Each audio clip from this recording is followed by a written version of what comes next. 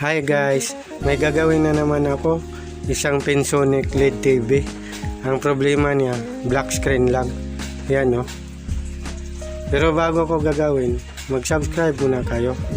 Mag-like at i-share sa mga kaibigan at pindutin ang notification bell para laging updated pag may bago akong video. Sige na guys, gagawin na natin.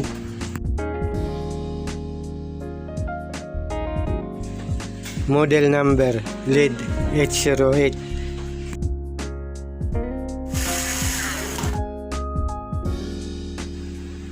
Baklasin ko na ang LCD.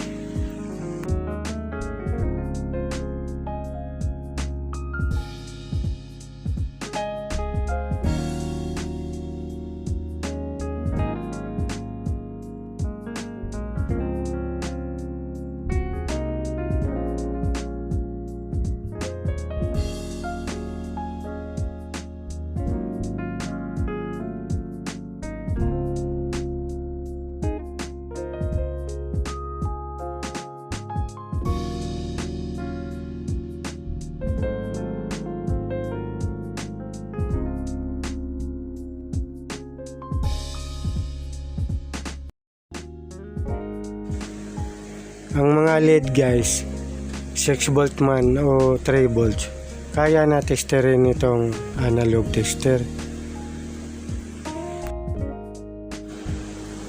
Ito guys, 6 volt ang gamit na LED dito. Ayan, tinitester ko.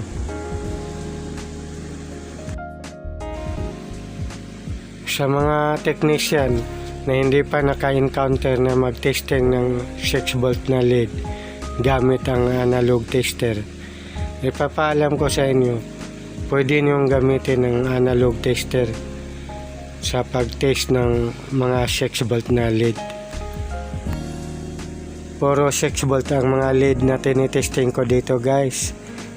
Nagamit lang ang analog tester. Nakita nyo, umiilaw. Ganyan ka-powerful ang analog tester. Ito lang isang sira guys. Yan ang papalitan.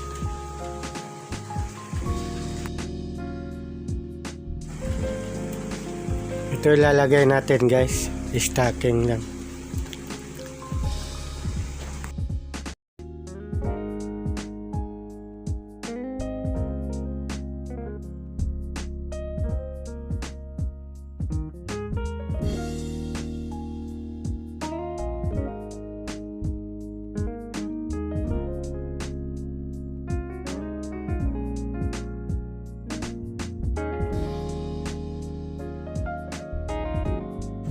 Kapag stacking lang ang gagawin mo guys, kailangan magkasundo kayo ng may-ari. Ipaliwanag nyo pa rin sa may-ari na mas mabuti pa rin kung papalitan lahat. Dahil kung magpalit lang tayo ng isang bulb o kaya dalawang bulb, either walang warranty or limited lang ang warranty. Paliwanag nyo yan sa may-ari.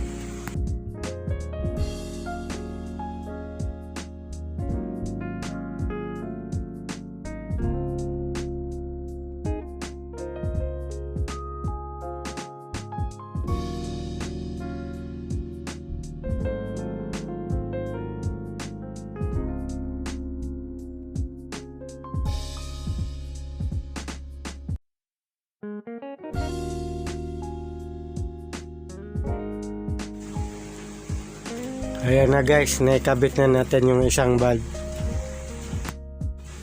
Testingin na natin.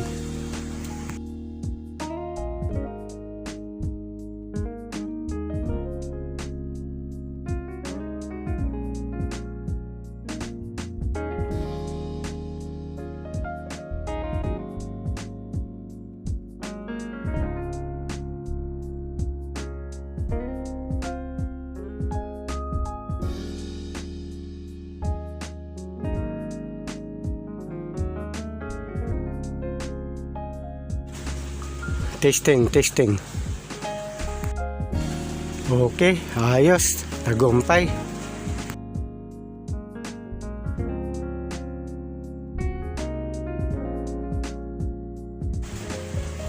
Umiilaw lahat, maliwanag na. I-off na natin.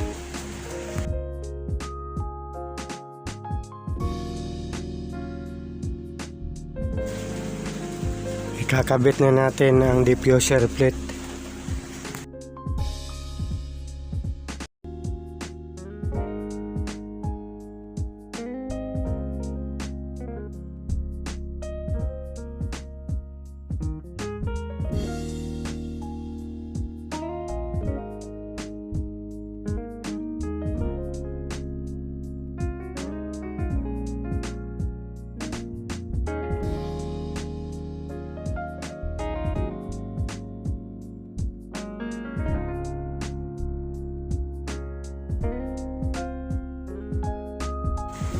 Ikakabit na natin ang LCD panel. Kailangan guys, dahan-dahan at doble ingat pag nagkakabit ka ng panel.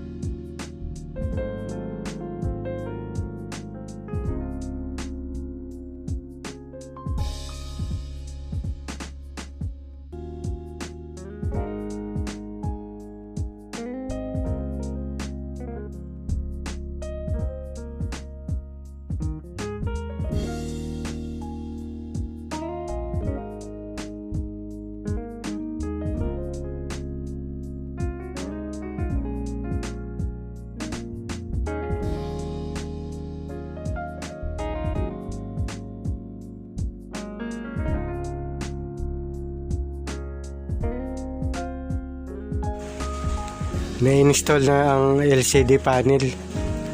Isasara na natin.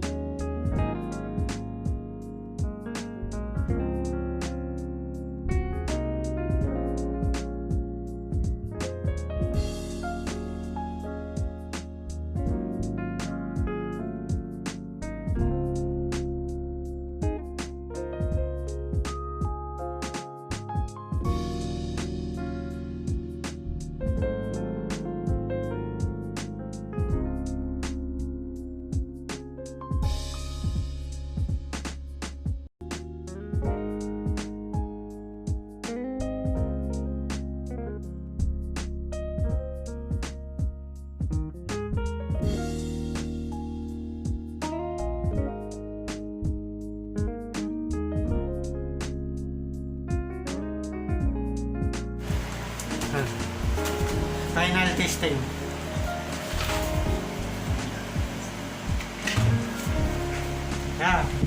Okay na po. Ayos na. Sana makatulong ito sa ibang mga teknisyan na katulad ko. Maraming salamat po.